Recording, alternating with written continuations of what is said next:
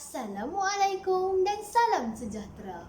Berdirinya saya di sini bagi menggalas amanah yang diberikan kepada saya untuk resentasi sebuah buku yang bertajuk Almanak Catatan Sejarah Malaysia.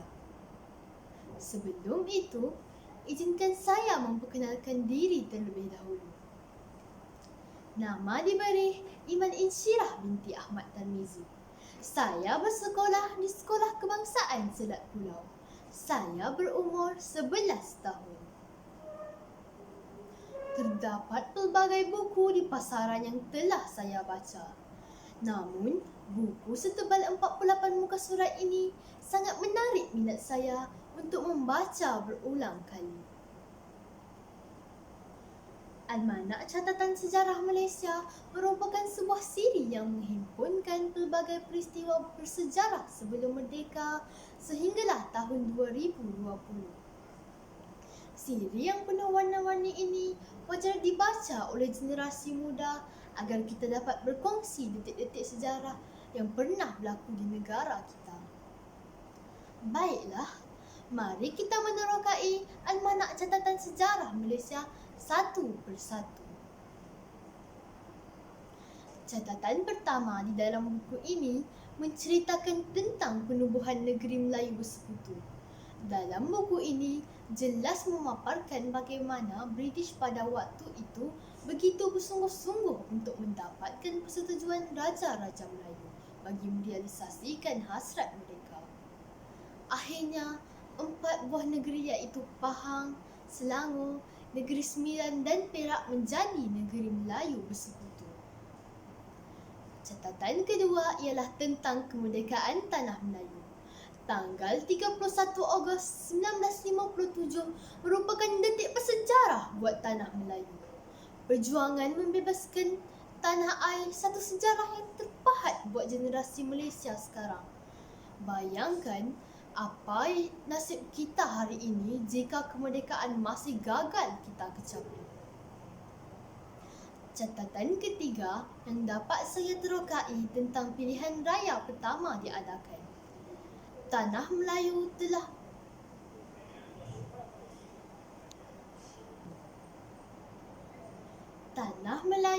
telah mencatat sejarah yang tersendiri apabila mengadakan pilihan raya yang pertama pada tahun 1955. Tamatnya darurat merupakan satu peristiwa yang penting negara. Saya rasa sangat bersyukur apabila kegiatan komunis yang sekian lama bersarang di Tanah Melayu berakhir pada tahun 1960. Satu kemenangan buat negara yang harus generasi muda menghargainya. Peristiwa terakhir yang terdapat dalam buku ini menceritakan tentang kejayaan Malaysia menganjurkan Sukan SEA 2017. Malaysia bergelar juara keseluruhan Sukan SEA 2017 buat kali kedua selepas Sukan SEA 2001. Malaysia boleh, ungkapan keramat yang menaikkan semangat kita sebagai rakyat Malaysia. Begitulah resentasi yang saya perolehi daripada sebuah buku yang sangat menarik ini.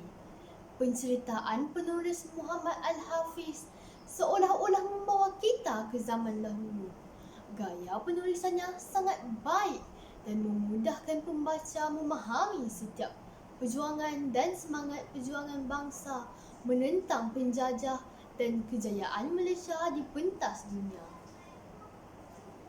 Akhir kata daripada saya, membaca Jambatan Ilmu, jadikanlah membaca satu amalan harian kita agar ilmu terus mengalir dan subur dalam sanubari ini. Soalan umum. Perpaduan dalam karangan rakyat Malaysia yang berbilang kaum amat penting dipupuk sejak sekolah rendah lagi. Bincangkan. Malaysia ialah negara yang unik kerana warganya terdiri daripada pelbagai bangsa dan suku kaum yang dapat hidup dengan harmoni. Walaupun setiap bangsa dan suku kaum ini mengamalkan agama, adat resam dan cara hidup yang berbeza, namun mereka dapat hidup dengan semangat perpaduan yang tinggi. Banyak faedah yang diperoleh apabila rakyat Malaysia hidup dalam keadaan bersatu padu. Antaranya ialah kita dapat hidup dengan aman dan tentera. Kesannya, kita dapat belajar dengan tenang dan selesa di sekolah tanpa rasa bimbang akan keselamatan diri. Hal sebegini tidak dapat dinikmati oleh anak-anak di sesetengah negara. Ramai antara mereka tidak dapat ke sekolah kerana bimbang akan keselamatan diri.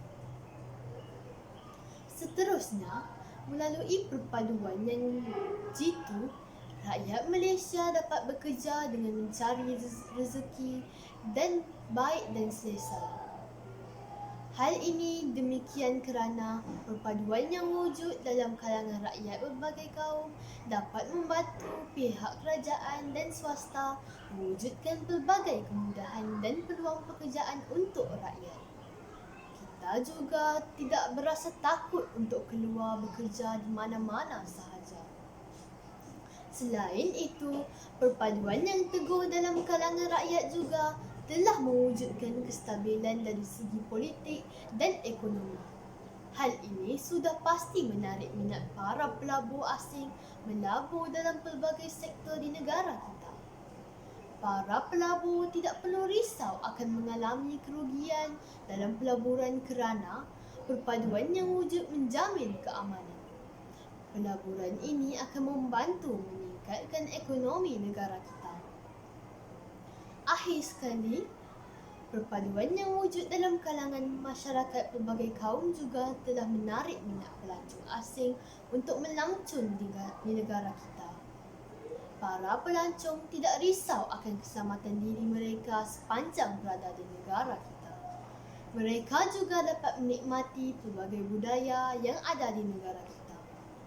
Kedatangan pelancong asing ini memberi banyak peluang pekerjaan kepada rakyat negara kita seperti dalam sektor perhotelan, pengangkutan dan bidang kraftangan.